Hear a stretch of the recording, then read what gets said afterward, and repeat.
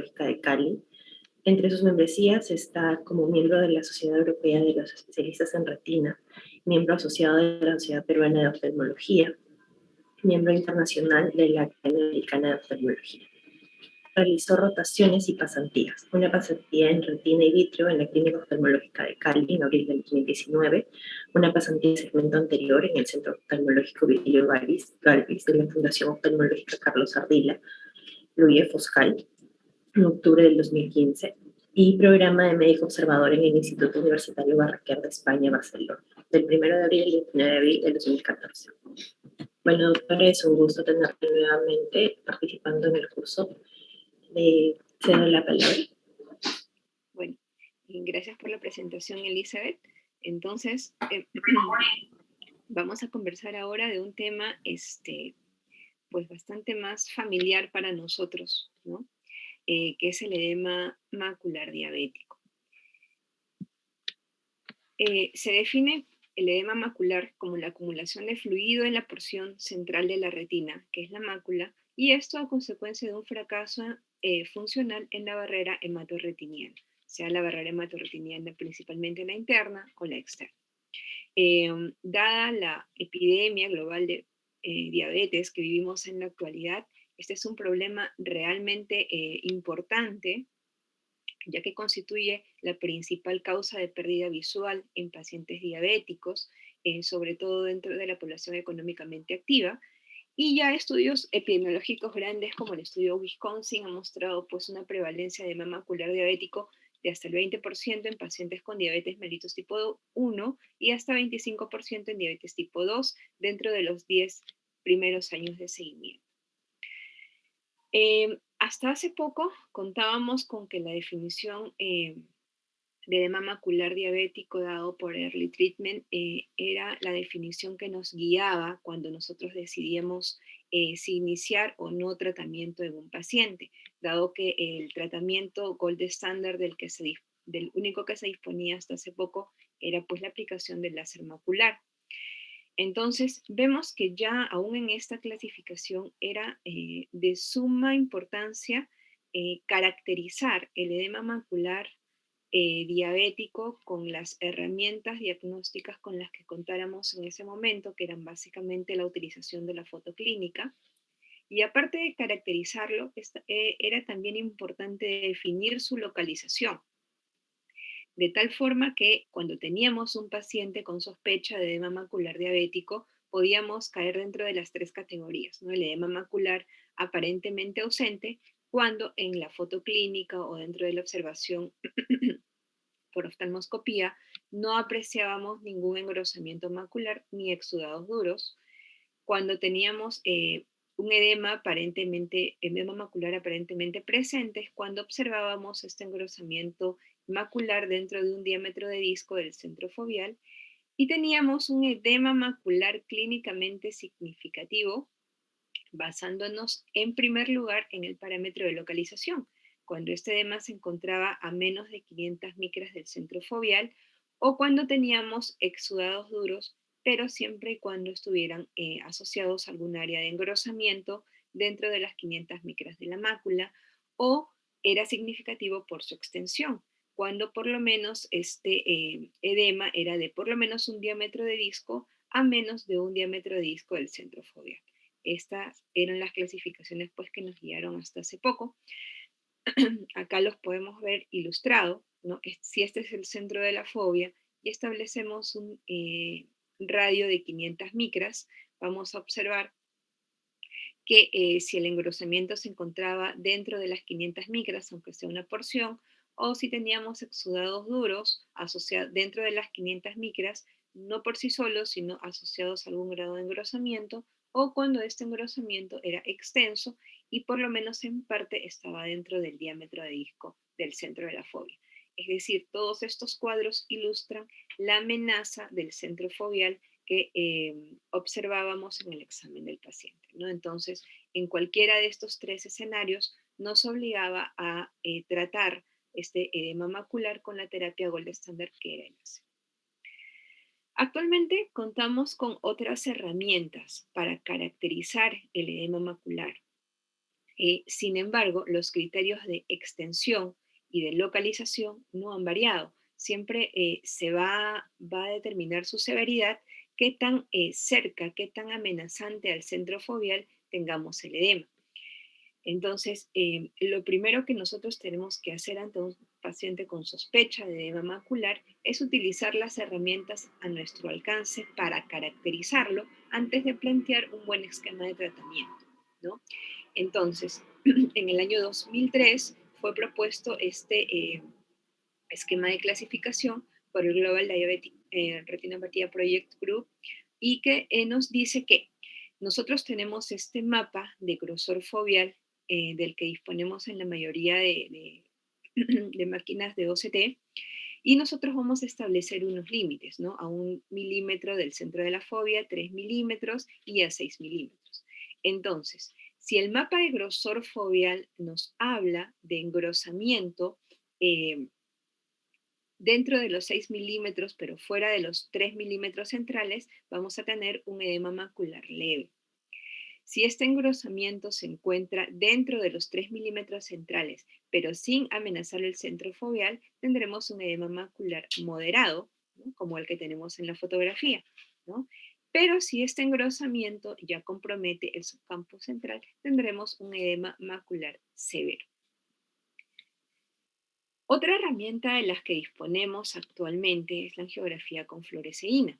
Entonces, según las guías publicadas por la Academia Americana de Oftalmología en 2017, nos dice que usualmente la tomografía, la angiografía con fluoresceína puede ser usada para guiar el tratamiento láser, para estudiar una pérdida visual inexplicada o para identificar áreas donde sospechamos neovascularización y algunas veces también para descartar algunas otras causas de edema macular diabético o identificar áreas de perfusión no capilar. Sin embargo, no deberíamos usarlas para, como screening para estudiar o para descartar la presencia de retinopatía diabética, porque esto siempre va a ser un estudio clínico, ¿no? Entonces, en cuanto a edema macular propiamente dicho, vamos a ver, por ejemplo, en esta foto clínica, cómo la angiografía con fluoresceína nos puede ayudar a identificar diversas características de los microneurismas. Por ejemplo, algunos microneurismas, como por ejemplo los que estoy señalando, no van a tener, no va a observarse fuga. Entonces, estos microneurismas no estarían amenazando pues, con crear un edema macular, a diferencia de algunos otros microneurismas, como los que vemos por aquí, por ejemplo, que sí presentan fuga y estos son los más propensos a causar un edema macular. Además, también nos ayuda a definir áreas de no perfusión, que vamos a ver más adelante que deberían ser tratadas a fin de tratar de mejorar el pronóstico del edema macular, la respuesta al tratamiento, ¿no? Y también nos va a servir para delimitar la zona vascular foveal, para determinar si no nos encontramos en un escenario más bien de isquemia macular antes que de edema macular.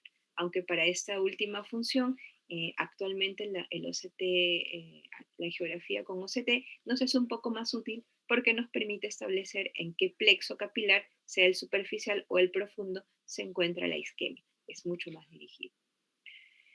Estudios más recientes también nos hablan de la utilidad de la angiografía de campo amplio para poder determinar la necesidad de un tratamiento láser que ayude con la respuesta al tratamiento antiangiogénico en el edema macular. Por ejemplo, este estudio nos muestra cómo nosotros podemos establecer con el uso de angiografía de campo amplio cuál es el índice isquémico, es decir, la relación entre el área isquémica que se ve en periferia y el área total. Entonces, este estudio nos muestra cómo a mayor índice isquémico, es decir, a mayor área de isquemia en relación al total, podemos encontrar una mayor prevalencia de un edema macular difuso recalcitrante, es decir, que no responda adecuadamente al tratamiento antiangiogénico. Y esto es porque estas áreas de isquemia periférica van a ser una fuente de VEGF que puede estar interfiriendo con el tratamiento que nosotros instauremos. Es otra herramienta entonces bastante útil.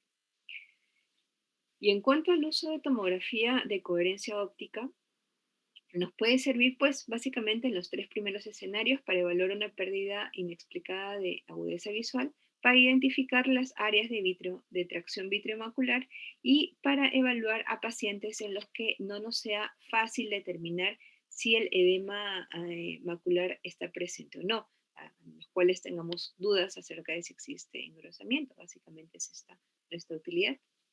Eh, Ocasionalmente para investigar otras causas de edema macular, pero tampoco debe ser utilizado como un medio de screening en pacientes que no tengan o tengan muy leve retinopatía diabética.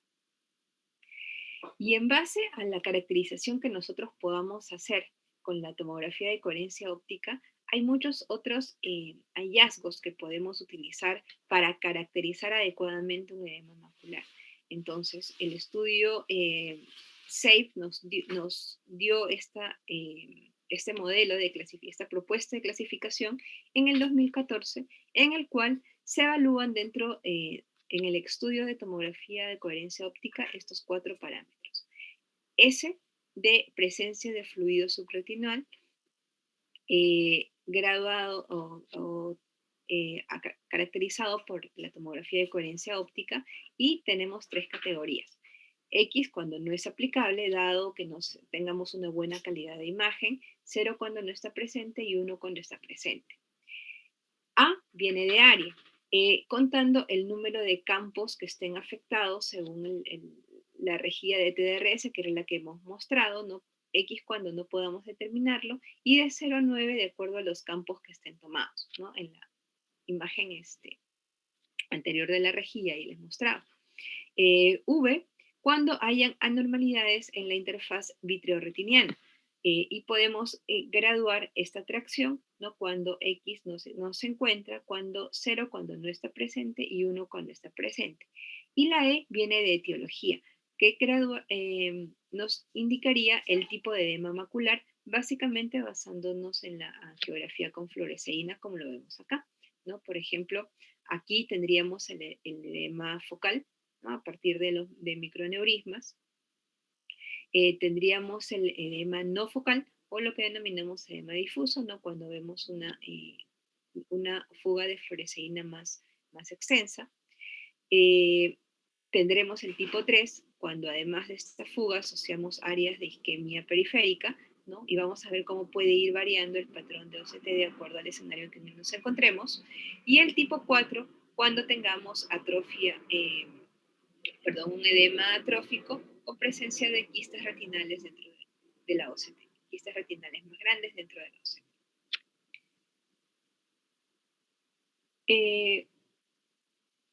Después de estos escenarios en que les presento, podemos tener otros hallazgos entre los cuales también tendremos que tomar alguna decisión terapéutica o no.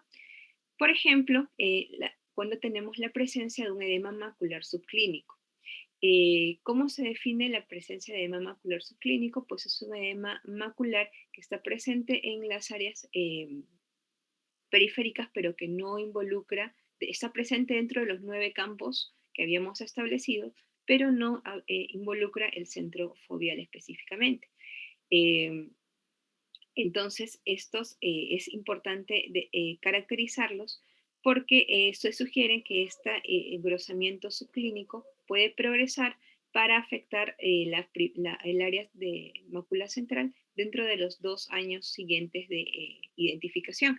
Entonces, ¿qué quiere decir? Que a pesar de que este paciente tenga buena agudeza visual, ya nuestro mapa de OCT nos dice que debe ser seguido más estrechamente, porque dentro de los 2 años puede desarrollar un edema macular clínicamente significativo, pero no lo tratamos.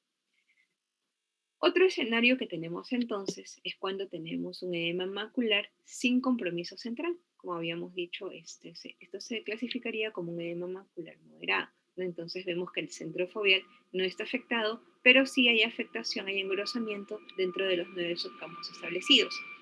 Entonces, nosotros vamos a valernos en este escenario de la angiografía con fluoresceína. Podemos utilizar una angiografía en tiempos tempranos para identificar los microaneurismas, como vemos aquí, y utilizaremos los tiempos tardíos del estudio para identificar los patrones de fuga y su localización, ¿no? Aquí tenemos, por ejemplo, una fuga pues, relativamente difusa, que sin embargo no se ubica cerca del centro foveal, sino que está a más de las 500 micras del centro, como habíamos mencionado, y estos pacientes, pues según las guías vigentes al momento, son candidatos para la aplicación de láser focal o de láser en rejilla, ¿no? Cuando ya tenemos un edema macular con compromiso central, vamos a buscar algunos signos claves que nos pueden predecir, que nos pueden ayudar a predecir la respuesta al tratamiento antiangiogénico. En primer lugar, vamos a tener el engrosamiento macular. El engrosamiento de la mácula nos lo va a dar principalmente la presencia de edema cistoide, que es la acumulación de fluido con formación de estos tipo quistes en la capa nuclear interna o en la capa plexiforme externa, pero también podemos tener edema subretinal o fluido subretinal que va a estar contribuyendo con el edema macular o la existencia de tracción vitreomacular, ¿no? Entonces, estos tres parámetros son los que tenemos que evaluar cuando tenemos un edema macular que involucre el centro de la fobia, ¿no? Entonces, cuando se han hecho análisis retrospectivos de los pacientes que participaron en estos estudios grandes de tratamiento antiangiogénico, ¿qué es lo que se ha visto? Que los pacientes con fluido subretinal de base tuvieron mayores ganancias de agudeza visual, es decir, resolvieron el edema y mejoraron más que la agudeza visual, más que los pacientes que no tenían este fluido. Y los pacientes con menor cantidad de quistes intrarretinales o menor volumen, tamaño de quistes intrarretinales, mantuvieron mejores niveles de agudeza visual, mejor corregida durante el seguimiento del estudio, ¿no?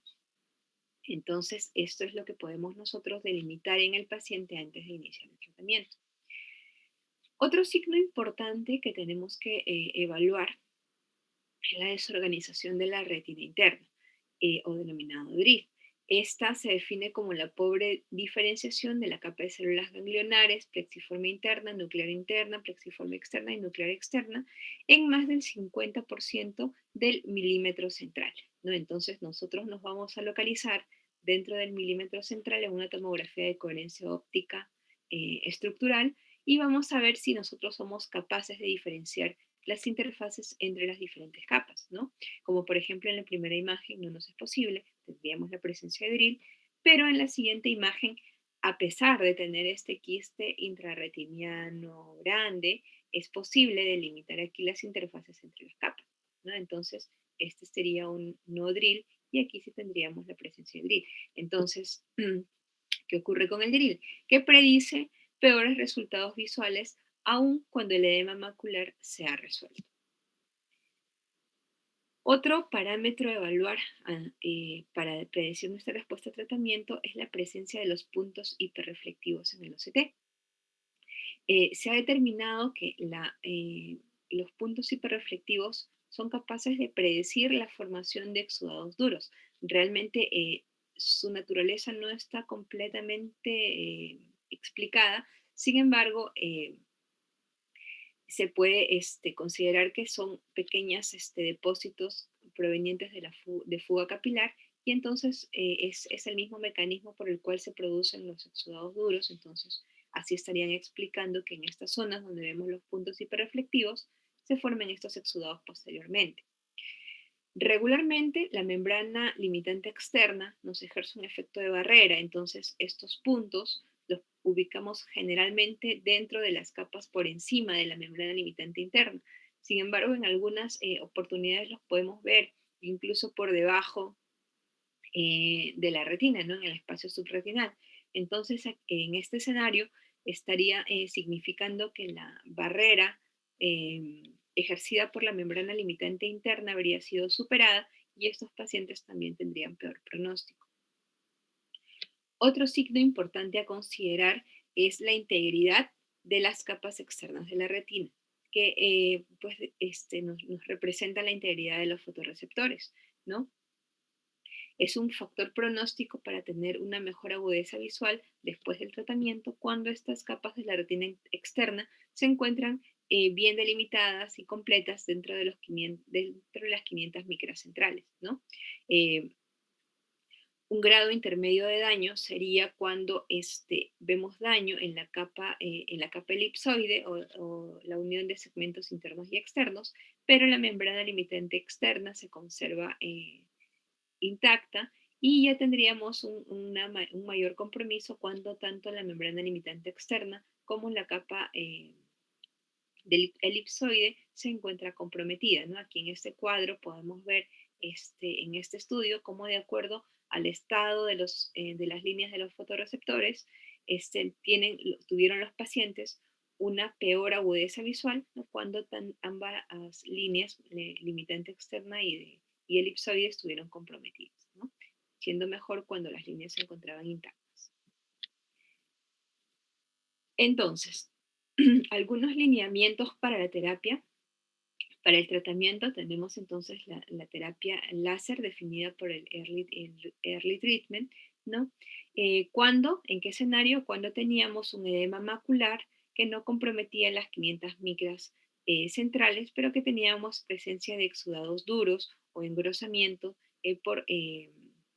dentro de un diámetro de disco del centro de la mácula, ¿no?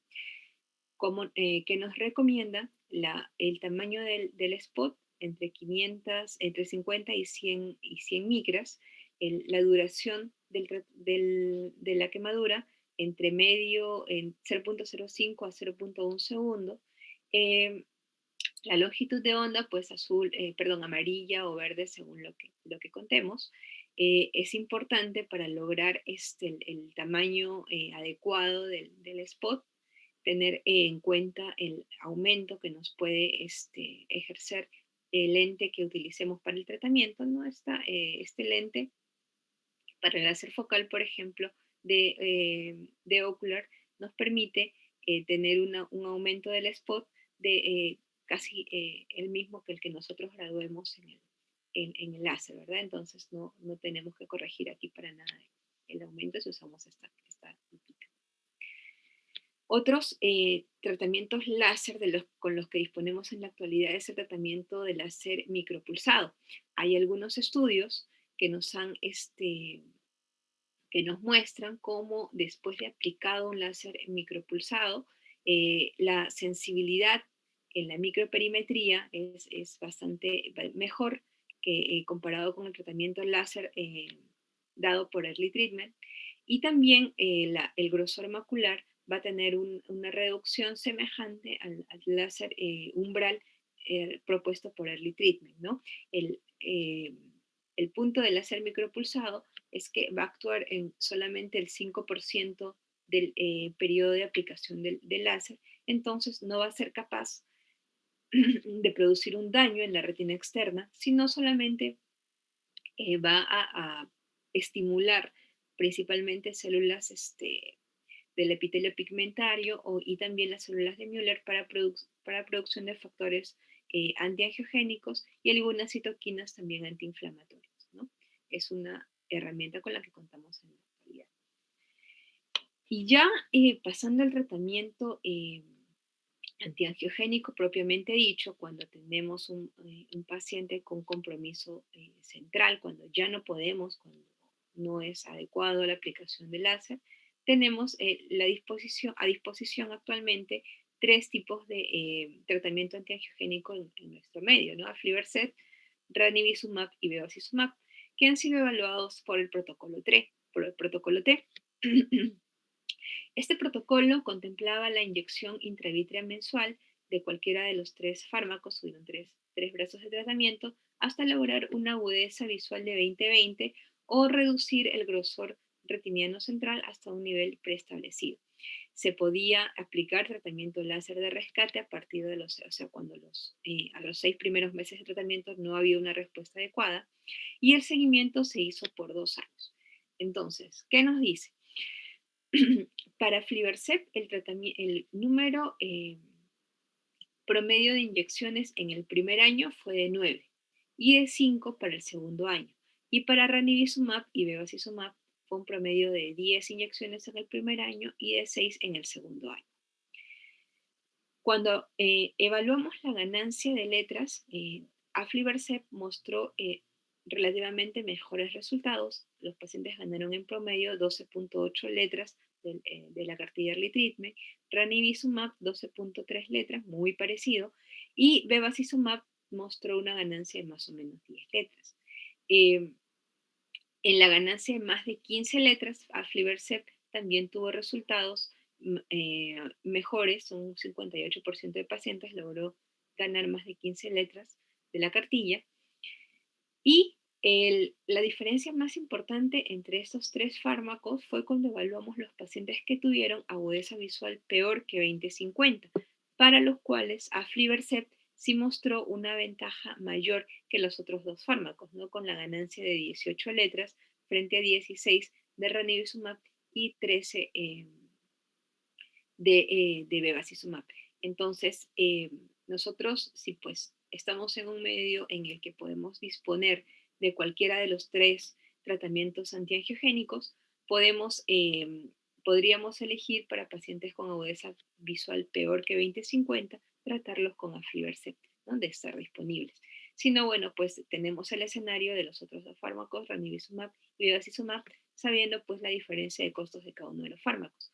Y cuando un paciente pues nos pregunta más o menos cuántas inyecciones nosotros tendremos que utilizar con él, pues podemos guiarnos de este estudio, ¿no? Para decirle más o menos el promedio de número de inyecciones de tratamiento.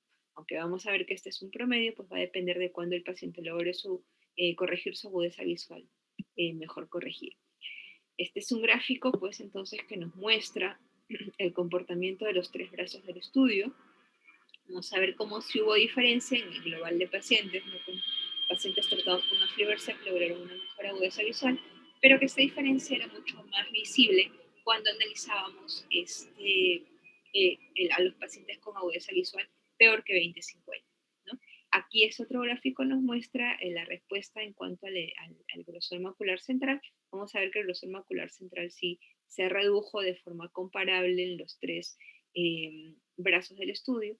Y esto pues no siempre se refleja en la agudeza visual mejor corregida. Otra herramienta en la que contamos en nuestro medio, pues no en todos sitios, pero sí lo contamos, es los implantes de dexametasona. El estudio más importante que evaluó los implantes de Osurdex fue el estudio MIT. Fue un fase 2 en el que estableció la dosis estándar de 0.7 miligramos intravítrea. No, se estableció que el 23% de los pacientes del estudio ganaron más de 15 letras y tuvieron mejores resultados de agudeza visual los pacientes pseudofáticos. ¿Cuántos implantes se requirieron? Un promedio de 4 implantes dentro de los 3 años de seguimiento del estudio. A los 3 meses se permitía un retratamiento, un nuevo implante, ¿no? Cuando nos hallamos frente a un paciente fáquico, pues puede ser que no sea la mejor alternativa. Vemos que las cataratas progresaron en un 60% de pacientes. Asimismo, en pacientes respondedores a corticoides, vamos a ver que la presión intraocular se elevó hasta un 40% de pacientes con pico a los 2 meses, pero solamente el 0.3% de pacientes requirió una cirugía filtrante, el resto pudo controlar la hipertensión ocular con tratamiento hipotensor. Sin embargo, pues se recomienda que en pacientes con excavación mayor a 0.8 se evite el uso de estos implantes, ¿no? Entonces, nuestro mejor escenario para estos pacientes serían pacientes pseudofáticos sin respuesta a corticoides y con un nervio conservado, ¿no? Se usa principalmente en edema maculares refractarios a tratamiento antiangiogénico, generalmente después de las 6 primeras inyecciones de antiangiogénicos y no respuestas, se opta por el implante de Osurdex.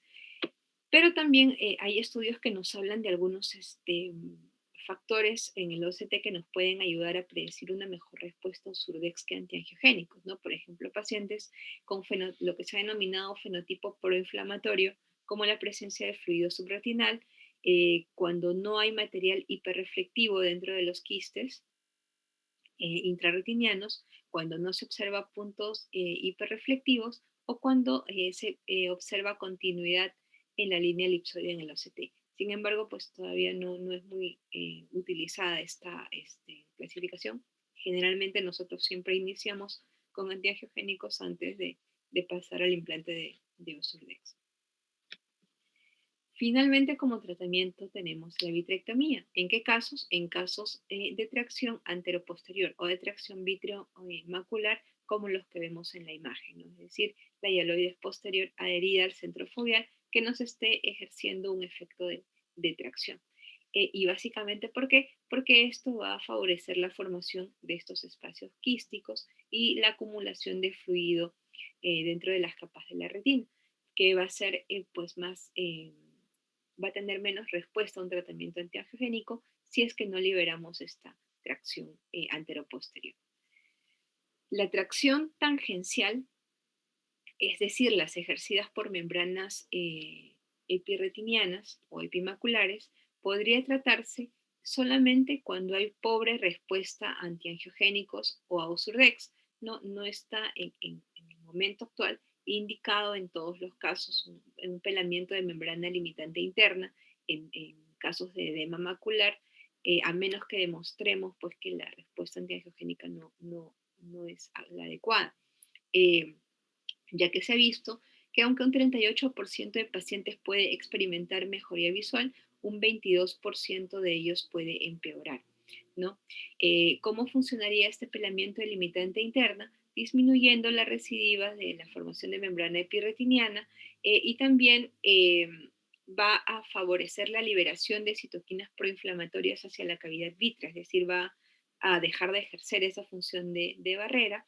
Sin embargo, aunque eso ocurra, no siempre se tiene una mejoría funcional, por lo que pues su utilidad todavía no está bien definida, ¿no? Además, se sugiere evitar el pelamiento de membrana limitante interna en casos que tengamos edemas maculares crónicos con más de 6 veces de evolución o que tengan estas morfologías quísticas con quistes grandes, en los cuales el pelamiento de membrana limitante interna podría llevar a la ruptura de los quistes, pues y a la formación de agujeros maculares lamelares, ¿no? Eh, Finalmente, tenemos también que dentro del tratamiento es sumamente importante incluir el control metabólico. Entonces, y estudios epidemiológicos han mostrado que el control metabólico estricto va a reducir la aparición de edema macular diabético hasta en un 37%. ¿A qué nos referimos con control metabólico? A mantener nuestros niveles de hemoglobina glicosilada por debajo de 7, ya que bajo de este nivel tenemos más riesgo de hipoglicemias y de mayor mortalidad.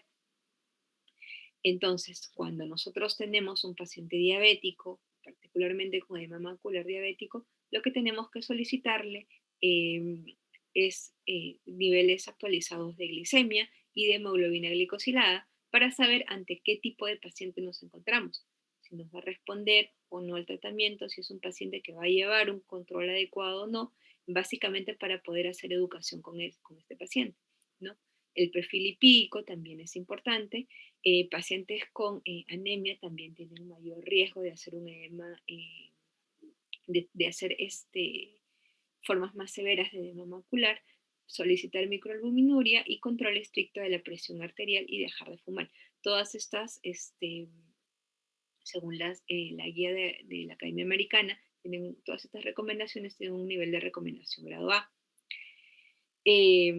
Los beneficios del control metabólico estricto, tanto disminuir la incidencia de edema macular como de retinopatía diabética proliferativa, van a persistir por muchos años, 6 años, como lo demuestra el Diabetes Control and Complications Treatment, 10 años y hasta 30 años después de que nosotros hagamos esta intervención, ¿no? Tenemos que tener la precaución, sí, por ejemplo, en pacientes que han llevado un mal control metabólico por mucho tiempo y de pronto nos lo envía el endocrinólogo porque le está empezando insulina, tener en cuenta que estos pacientes pueden empeorar la retinopatía diabética o el edema macular dentro de los primeros meses de la terapia de inicio con insulina, ¿no? Entonces, en estos pacientes tener como que más precaución. Bueno, este tema es un poquito para discusión, para presentar pues nuestras dudas de acuerdo a los casos que se nos hayan presentado. Los escucho si tienen alguna pregunta. Doctora, bueno, ha sido la verdad una tarde impresionante, bastante enriquecedora. Tenemos por aquí en el auditorio los comentarios del doctor Barriga. Hola, Fiorella, ¿cómo estás? ¿Me escuchas? Buenos días, doctor, muy bien. ¿Cómo está usted? Bien, también, bien. Linda tu clase, te digo, varias cosas que han cambiado pues definitivamente y que creo que es lo que vamos a usar de ahora en adelante.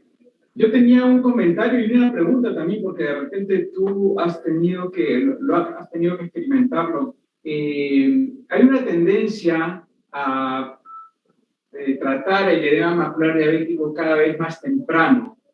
Por ahí hay reportes inclusive de pacientes que han sido tratados con 20/25, 20/30 de agudezas visuales, con OCTs que muestran edemas maculares parafoveales, muy cerca de la fobia, pero no en la fobia, no centrales completamente.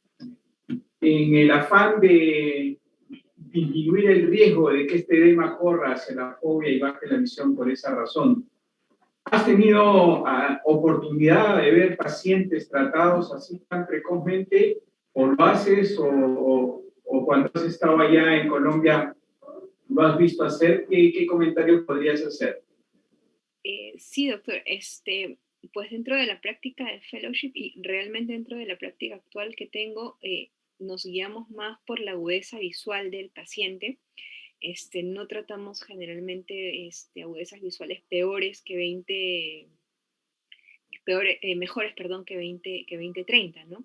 Esperamos en todo caso al paciente sí, según las recomendaciones, pues siendo un edema macular que no involucre el centro foguero, un edema macular leve a moderado, sí lo seguimos con menor intervalo de tiempo y sí hacemos las recomendaciones del control metabólico estricto. Sin embargo, no los tratamos. Pero hay varios reportes, incluso en el último congreso de Urretina hubo una discusión en el que dice que hay algunos parámetros que nos pueden guiar. Por ejemplo, un edema macular visto por OCT con grosor macular mayor de 300 micras, o también guiarnos por el grado de retinopatía diabética, ¿no? Si es una retinopatía diabética no proliferativa severa o mayor, podemos iniciar tratamiento antiangiogénico, o si en el ojo contralateral ya hemos iniciado tratamiento antiangiogénico y es el ojo observación, se recomienda pues también iniciar. Aunque realmente pues no hay mucha diferencia con respecto a la cantidad de inyecciones que requirieron los pacientes que iniciaron tratamiento con buena agudeza visual que en aquellos que se esperó, ¿no? Hasta que desarrollen un edema macular clínicamente significativo para tratarlo, ¿no? Pues lo que veo en la práctica actual es observarlos, pero hay esa tendencia. La última parte no tenemos escuchado bien, se cortó. ¿Puedes repetir lo último que has dicho? Sí, perdón. ¿Ahí se me escucha bien? Sí. Ya, lo que mencionaba, pues que de acuerdo yo no los trato, en mi práctica tampoco hemos tratado pacientes con agudeza visual mejor que 20/30. Sin embargo, hubo una discusión en Neurretina que me llamó bastante la atención, en la cual se recomienda tratamiento cuando hay agudeza visual mejor que 20/30, pero el grosor macular es más de 300 micras. Cuando la retinopatía diabética es no proliferativa, moderada o severa, o cuando el ojo contralateral ya ha iniciado tratamiento antiangiogénico y estamos pues frente al ojo observación, ¿no? Sin embargo, no hay diferencias significativas en el número de inyecciones que requieren los pacientes que inician el tratamiento antiangiogénico con visión mejor que 20/30 con respecto a los pacientes en los que se espera, ¿no? Y hasta que desarrollen el edema macular severo. De acuerdo. Y el otro comentario que tenía que ver con algo que también mencionaste que puede malinterpretarse. Acuérdate que estamos con muchos residentes. Yo estoy de acuerdo contigo de que no se necesita la angiografía para hacer el diagnóstico de edema macular, eso es definitivo. La OCT ha barrido con esa opción y en realidad ahora para diagnosticar edema macular se requiere de todas maneras OCT. Yo diría que no hay forma de diagnosticar edema macular.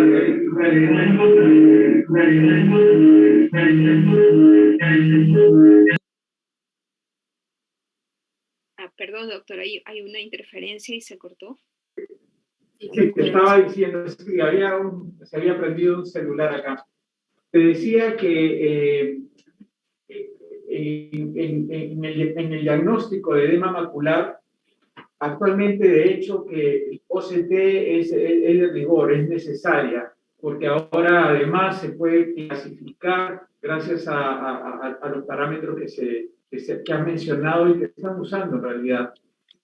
Lo que te iba a decir era que para que no se vaya a malinterpretar, la necesidad de hacer una angiografía es por algo que tú misma dijiste también, ¿no? Que tiene que ver con la presencia de isquemia. Hay pérdidas de agudeza visual profundas en pacientes diabéticos que pareciera que solamente tienen edema cuando le haces la OCT y a la hora de hacerle la angiografía salen imágenes muy parecidas a una de las diapositivas que presentaste, ¿no? Donde hay edema, pero también hay una isquemia, hay una isquemia macular, pero importantísima, que puede ser la causa de la mala agudeza visual. Entonces, para quienes tienen angiógrafo convencional, yo creo que también debería ser rutina hacer una angiografía en un paciente diabético con retinopatía, tenga edema o no, para determinar la presencia de isquemia. Y la otra opción, un poco más sofisticada, no está al alcance de todos todavía, es la opción de hacer una angio-CT, ¿no? Que también puede darnos una información bastante cabal de cómo está la perfusión macular junto con... de manera, digamos, ordenada, okay. Entonces, no sé si tienes algún comentario al respecto, pero nosotros acá todavía protocolarmente, si bien es cierto hacemos el diagnóstico de edema con OCT, de todas maneras les mandamos una angio si es que la agudeza visual perdida es muy profunda, muy pronunciada, ¿no? Cuando el edema no explica esa disminución de la agudeza visual, hacemos siempre una angiografía para ver si hay isquemia, ¿no? Sí, doctor, totalmente de acuerdo, pero siempre va a haber una traducción clínica de esa isquemia, ¿no? Es la pérdida de agudeza visual. El comentario iba más a no hacerlo como un screening cuando no hay muchos signos. Correcto. Entonces, sí, estoy de acuerdo contigo. Para ahí.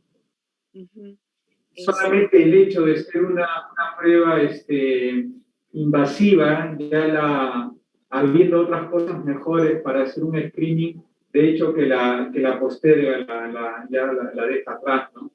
Definitivamente, yo estoy de acuerdo en esa parte. Lo que quiero es que los residentes sepan que la angiografía en realidad ya no tiene el objetivo de hacer el diagnóstico de edema, sino de hacer el diagnóstico de una isquemia que pudiera estar explicando la mala agudeza visual del paciente, ¿no?